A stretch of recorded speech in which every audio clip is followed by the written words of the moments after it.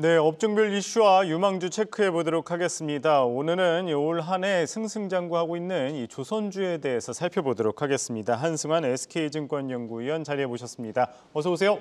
네, 안녕하십니까. 예. 올해 들어서 조선주 나쁘지 않은 흐름을 보이곤 했습니다. 그러나 이제 최근에 이제 삼고 시대 고금리, 고물가, 고환율 속에 여러 이제 시장에도 영향을 미치는 가운데 또 조선주에도 어떤 영향을 미칠지가 궁금합니다. 어떻게 바라보십니까?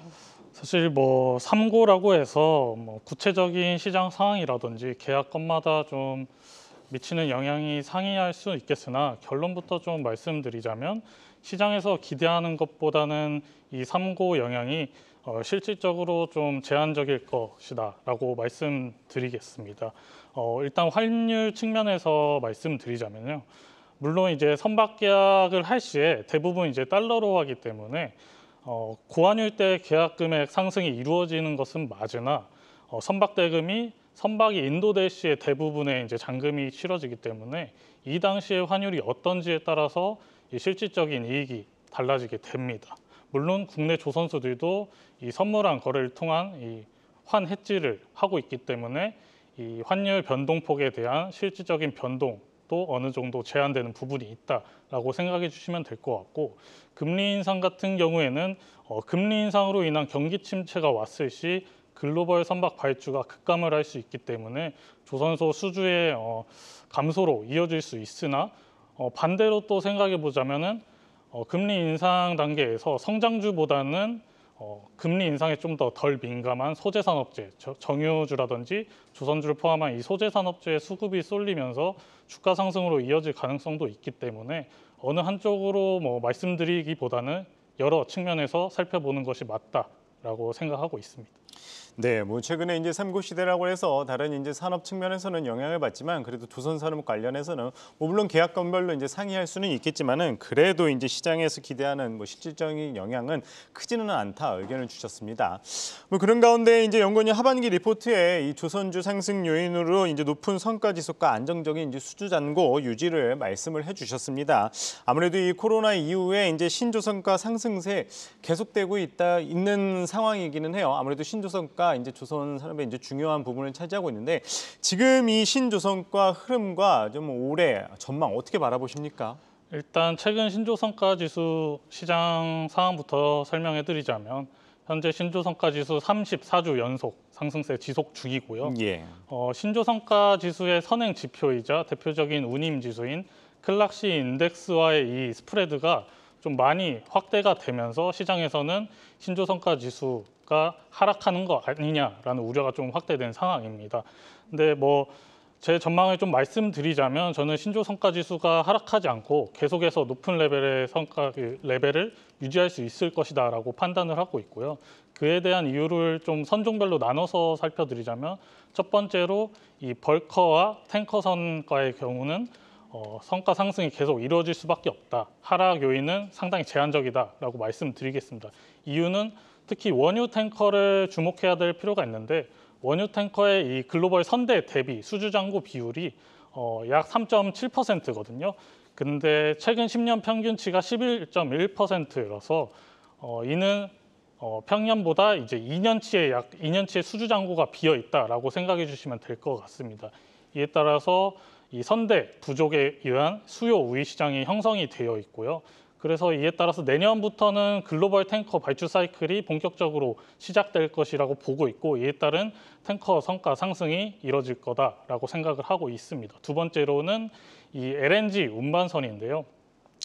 건조할 수 있는 이 LNG 건조 캐파는 상당히 제한적이나 탄소 중립을 위한 이 브릿지 연료 LNG에 대한 글로벌 수요 공급 밸런스의 확대는 점진적으로 이루어질 수밖에 없기 때문에 LNG 캐리어의 성과 상승이 지속될 수밖에 없다라고 생각하고 있습니다. 예, 알겠습니다. 또 다음 이슈를 살펴보자면은 여러 산업에서 이제 중국을 또 빼놓을 수가 없죠. 이 조선 산업에서도 마찬가지입니다. 이 중국 조선사가 저렴한 인건비와 부품비 바탕으로 이 LNG 운반선 시장을 맹추격해 오고 있는 상황입니다.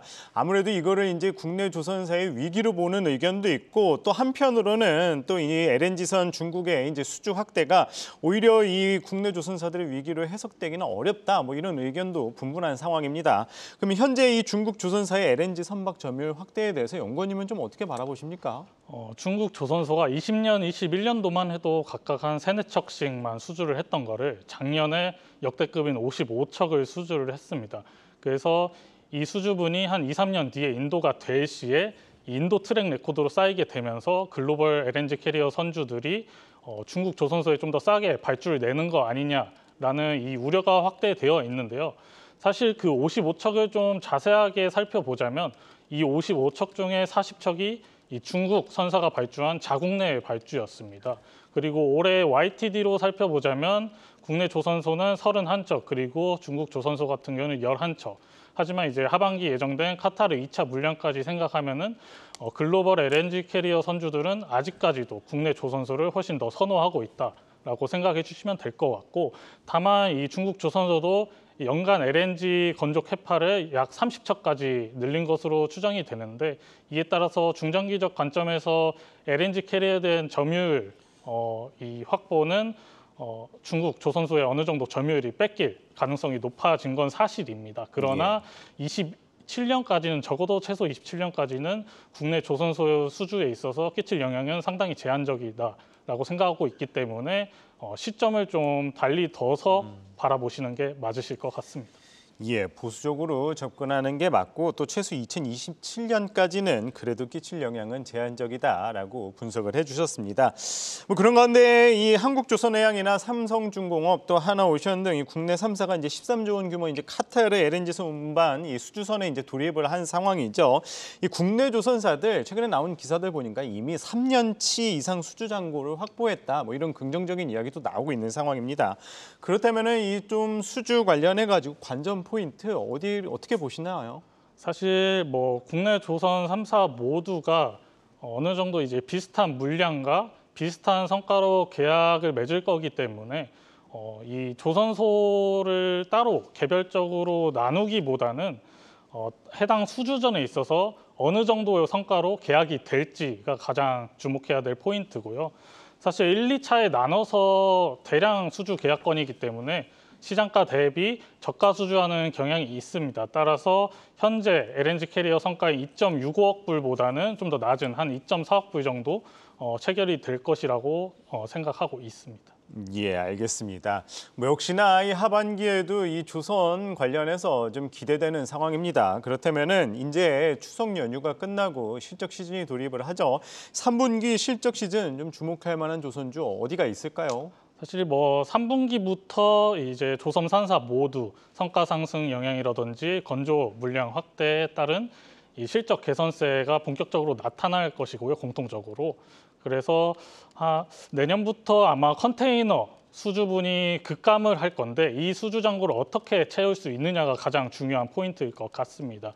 그래서 조선 3사 중에 이 삼성중공업 같은 경우는 이 해양 플랜트 중에 LNG, 부유식 LNG 생산 설비인 FLNG 이 피드 단계로 수행한 이 프로젝트들을 많이 병렬로 깔아놨기 때문에 향후 한 연평균 한 기, 많게는 2기까지 수주가 가능할 것으로 전망이 됩니다. 따라서 내년부터 꺾일 이 일반 상선 수주 잔고를 해양 플랜트 쪽에서 충분히 채워 넣을 수 있는 삼성중공업이 아마 가장 주목을 받을 시기가 되지 않을까라고 전망을 하고 있습니다. 네, 올 한해 흐름이 좋았던 이 조선주들 또 하반기도 한번 기대해 보도록 하겠습니다. 그 가운데 또 탑픽 삼성중공업 꼽아주셨고요. 네, 오늘은 한승환 SK증권 연구위원 말씀 들어봤습니다. 고맙습니다.